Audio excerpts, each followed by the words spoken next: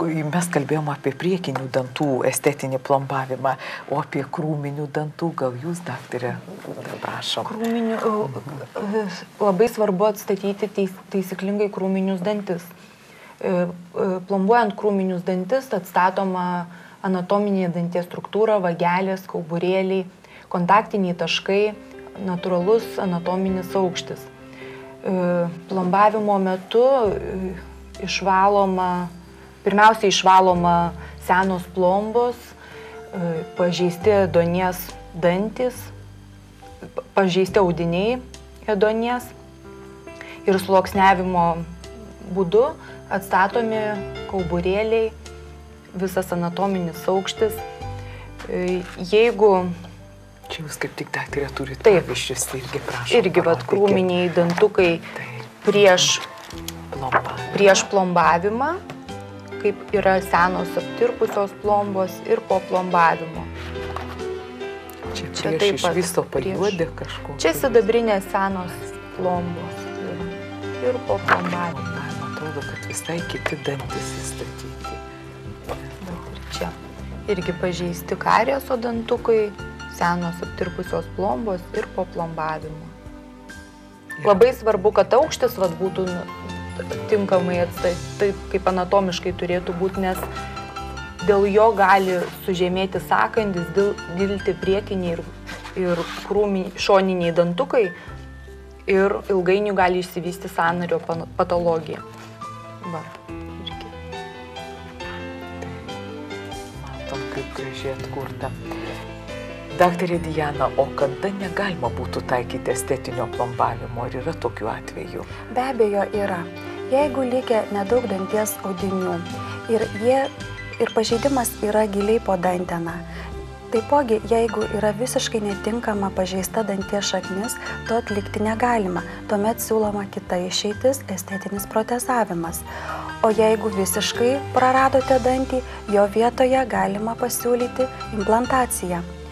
Taip pat, jeigu turite kreivus dantukus, yra jų sangrūda, netaisyklingas sukandimas, o dantukai visiškai sveiki, pirmiausia tikslinga būtų kreiptis pas ortodontą ir atlikti ortodontinį gydymą. O tik tai dėl tam tikrų priežasčių atmetus ortodontinį gydymą, tada išeitis turėti gražią šypseną lieka estetinio plombavimo procedūra. Ir mūsų televizijos žiūrovai domisi, kiek laiko trunka estetinio plombavimo procedūra. Procedūros trukmė priklauso nuo darbo sudėtingumo, komplikuotumo, nuo restauruojamų dantų skaičiaus. Jeigu yra restauruojamas vienas dantis, procedūra gali užtrukti nuo 1,5 iki 2,5 valandų. Jeigu restauruojami priekiniai 4-6 dantis, pati procedūra gali užtrukti nuo 5 iki 7 valandų. Be abejo, procedūros... Kaip gera operacija širdies chirurgo. Taip. Be abejo, procedūros metu yra daromos pertraukos.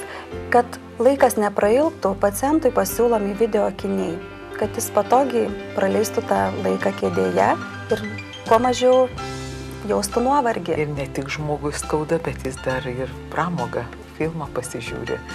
Taip, žmogui neskauda ir jis turi ką veikti kėdėje. Puiku, nes su pacientais, kuriais teko bendrauti, labai buvo patenkinti, sako, pasėdėjau, pažiūrėjau filmą, atsistojau su visai naujais, gražiais kitais dantimis. Daktarė Rūta, o kaip prižiūrėti estetiškai plombuotus dantis reikia? Ar yra kažkokios tai ypatingi? Įprastinis dantų valymas, dantų šepetėlių, tarpdančių siūlų, gal geriau rekomenduojamas minkštas šepetėlis. Pastos neturinčios stiprių abrazyvinių medžiagų, tai yra balinančios pastos su mikrogranulėmis. Tuo pačiu, kad kas pusmetį atliekama būtų burnos higiena ir nupoliruojami dantukai. Nes būtent nuo minėtų pastų balinančių ar su mikrogranulėmis, tai greičiau prarandamas blizgesys. Aišku. Daktarė Diana, o kiek laiko tarnauja restauracija? Odontologijoje kiekviena restauracija turi savo tarnavimo laiką, ar tai būtų estetinis plombavimas ar protezavimas. Netikslinga būtų manyti, kad dantis sutvarkomas visam gyvenimui. Jeigu tinkamai prižiūrėti dantis, estetinio plombavimo restauracija gali tarnauti 8-10 metų, kartais ir ilgiau. Bet restauracijos ilgamžiškumui įtakos turi ne tik kokybiškai atliktas, profesionaliai ir kokybiškai atliktas gydytojo darbas, bet ir pačio paciento tinkama dantų priežiūra. Ar jis tikrai tinkamai valo, prižiūri, ar kas pusmetį kreipiasi atlikti profesionalią burnos higieną ir nupoliruoti tuos dantukus. Visa šių faktorių visuma ir lemia ilgamžiškumą.